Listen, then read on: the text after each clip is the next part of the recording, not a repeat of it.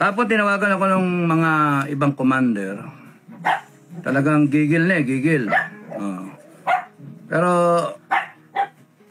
ang ano dyan is pagka walang kayo nakita sa akin, mga commander, ano? Lahat, nationwide. Pag wala kayo na dinig sa akin, walang hudyat, the mere fact na makita nyo ko, yun yung hudyat.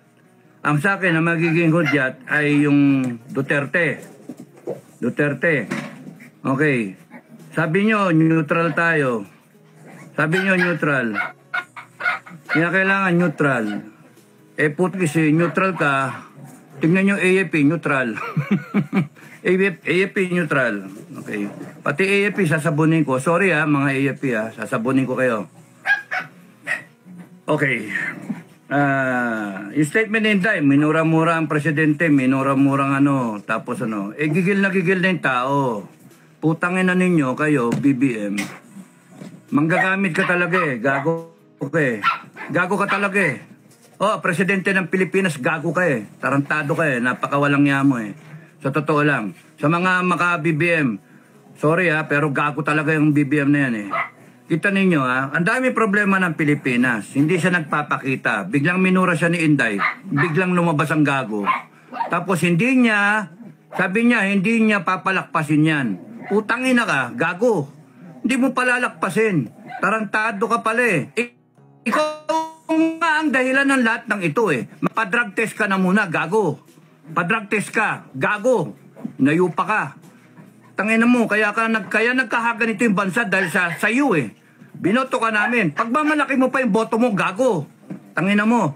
Mahalaga yung boto mo. Paano yung boto ng isa? Boto ng vice president mo, mas marami yung boto yon. Gago. Tangina mo. Nasalita ka, hindi mo palalakpasin. Tarantado ka, pinalakpas mo yung baha. Ang daming namatay. Pinalakpas mo yung kongreso mong magnanakaw. Pinalakpas mo yung komunista dyan sa kongreso. Convicted na, nagko-contempt ng mga inosenteng tao. Putangin na ka. Gago, sorry. Gigil ako Putangin na hayop ka. Ngayon kalilitaw, tatapang-tapangan ka, gago. Tangina mo. Ipapakita mo pa, presidential ka. Mali ka ng sinabi. Mali. Ang dapat sinabi mo, kung may threat sa'yo, Inday, huwag ka mag-alala, babantayan ka namin. I am ordering the armed forces as your commander-in-chief ng PNP. I'm ordering you to make sure that nothing happens to the Vice President. Tapos, ikaw babanata mo, kakasuhan mo, gago. Tanga. Presidenteng ewan, tanga ka talaga. Tungang. Tarantado. What you are creating is divisiveness in the country. Gago. You are placing the country in the verge of civil war. Gago. Ina mo. Tanga. Putang ina nyo. Hayop kayo. Kayong mga nasa kongreso, isa pa kayo. Gago kayo. Okay. Sasamahin kayo lahat sa akin Tanin niyo yung nagtatalong politika. Nagtatalong politika. Kaya nga mini-maintain ko FGF sa gitna tayo. Parang di tayo mawala Parang di tayo mawala. Hanggang walang hudyat, mga ka-FGF, we want to be in the cooler side na nag-iisip.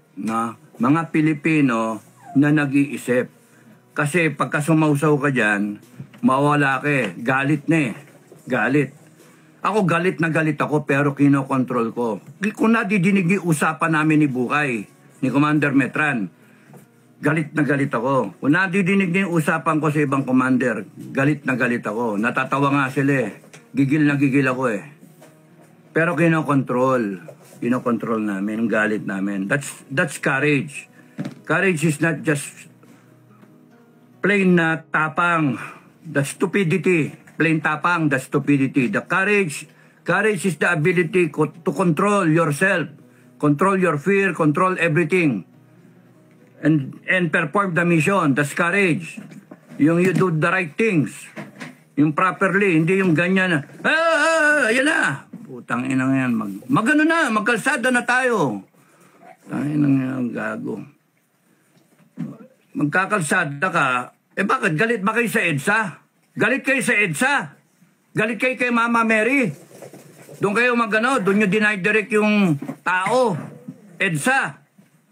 Ba't hindi sa Kongreso? Doon kayo galit eh. Yun nga tanong ko eh. Bakit hindi sa Kongreso? No. Ba't hindi sa Kongreso? Nandun yung ano eh. Tapos doon, veterans, punta kayo, support kay Inday, doon kayo magsalita-salita. Ng puta. O sige, veteran. Because you are thinking na ang focal point mo is yung personalities eh.